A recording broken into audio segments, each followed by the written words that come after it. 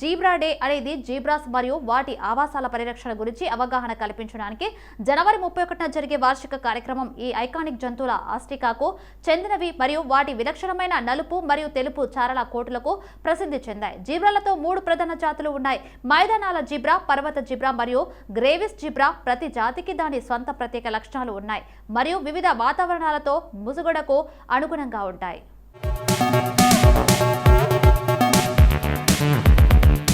మూడు జాతులలో plains zebras సర్వసాధారణం మరియు విస్తృతమైనవి. తూర్పు మరియు దక్షిణ ఆఫ్రికాలోని గడ్డి భూములు, సవన్నాలు మరియు అడవుల్లో వీటిని చూడవచ్చు. వారు తమ పెద్ద మందలకు ప్రసిద్ధి చెందారు మరియు పరిమిత నీరు మరియు ఆహారం ఉన్న ప్రాంతాల్లో జీవించగలుగుతారు. పర్వత జీబ్రాలు దక్షిణ ఆఫ్రికాలోని పర్వత ప్రాంతాలలో కనిపిస్తాయి. ఇవి మైదానాల జీబ్రాల కంటే చిన్నవి మరియు చురుకైనవి మరియు చల్లని ఉష్ణోగ్రతల నుండి రక్షించడానికి మందమైన కోటు కలిగి ఉంటాయి. మైదానాల జీబ్రా కంటే చాలా దగ్గరగా ఉండే వాటి ప్రత్యేకమైన ఇరుకైన చారలకు కూడా ఇవి ప్రసిద్ధి చెందాయి.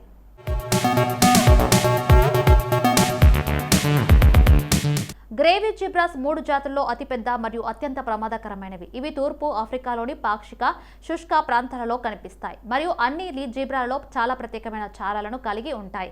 వాటి కాళ్ళు మరియు పార్శ్వాలపై మందంగా మరియు విస్తృతంగా కాలి చారలు ఉంటాయి. వారి ఐకానిక్ హోదా ఉన్నప్పటికీ జీబ్రాస్ వాటి మనుగడకు అనేక ముప్పులను ఎదుర్కొంటున్నాయి. ఆవాసాల నష్టం, వేట మరియు మానవ వన్యప్రాణుల సంఘర్షణ జీబ్రాస్ యొక్క నిరంతర ఉనికికి ప్రధాన ముప్పులు. అంతర్జాతీయ జీబ్రా దినోత్సవం ఈ బెదిరింపుల గురించి అవగాహన పెంచడానికి మరియు ఈ జంతువులను రక్షించడానికి, పరిరక్షణ ప్రయత్నాలను ప్రోత్సహించడానికి ఒక అవకాశం.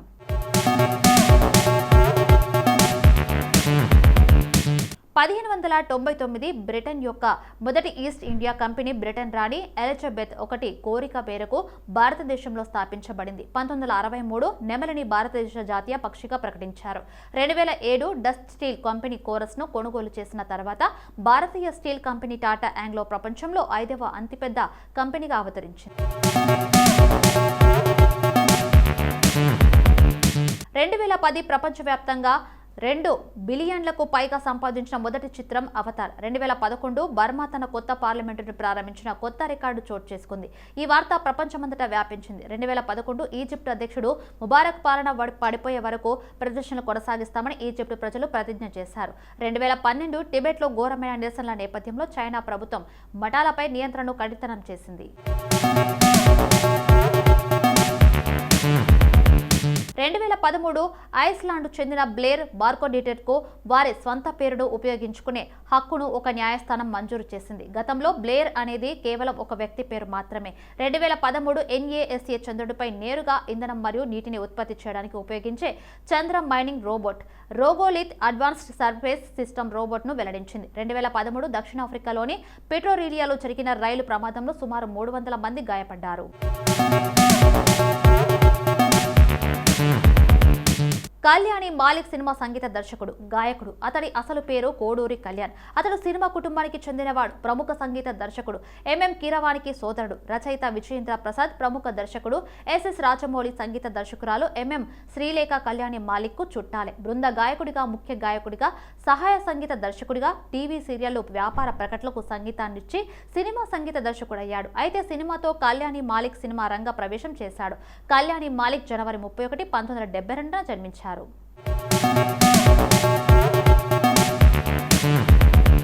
ప్రీతి జింటా ప్రముఖ బాలీవుడ్ నటి. ఆమె హిందీ సినిమాలతో పాటు తెలుగు, పంజాబీ, ఇంగ్లీష్ సినిమాలో కూడా నటించారు. క్రిమినల్ సైకాలజీ విభాగంలో డిగ్రీ చదివాక సినిమాలోకి వచ్చారు ప్రీతి.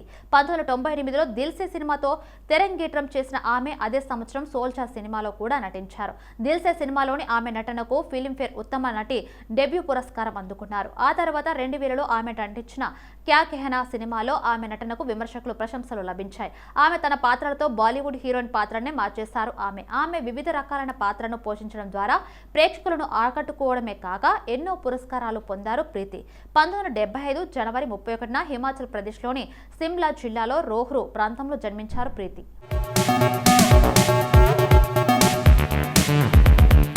సోమనా శర్మ పీవీసీ ఒక భారతీయ మేజర్ మరియు భారతదేశ అత్యున్నత సైనిక అలంకరణ అయిన పరమవీర చక్ర పీవీసీని పొందిన మొదటి వ్యక్తి. దీనిని అతనికి మరణాంతరం అందించారు. శర్మ 31 జనవరి 1923న హిమాచల్ ప్రదేశ్లో డోగ్రా బ్రాహ్మణ కుటుంబంలో జన్మించారు. శర్మ 1942లో 8వ బెటాలియన్ 19వ హైదరాబాద్ రెజిమెంట్లో నియమించబడ్డాడు. అతను 2వ ప్రపంచ యుద్ధం యొక్క అరకన్ క్యాంపెయిన్ సమయంలో బర్మాలో పనిచేశాడు. దానికోసం అతను పంపకాలలో పేర్కొన్నాడు. 1947-1948 ఇండో పాకిస్తాన్ యుద్ధంలో పోరాడుతున్న సోమనా శర్మ 3వ నవంబర్ 1947న శ్రీనగర్ విమానాశ్రయం సమీపంలో పాకిస్తాన్ చొరబాటుదారులను తిప్పికొట్టేటప్పుడు చర్యలో మరణించాడు. బద్గాం యుద్ధంలో అతని శౌర్యం మరియు త్యాగం కోసం అతనికి మరణాంతరం పరమవీర చక్ర లభించింది.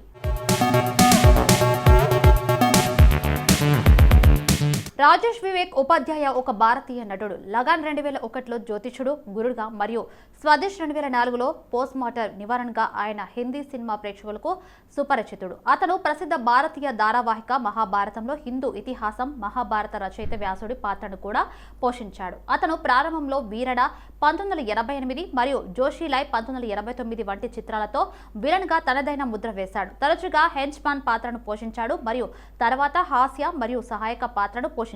అతని ఇతర క్రెడిట్లలో ముస్సే షాదీ కరోగి, మీ రాశి ఏమిటి మరియు బంటి ఔర్ బబ్లీ. రాజేష్ వివేక్ జనవరి 31, 1949న జన్మించారు.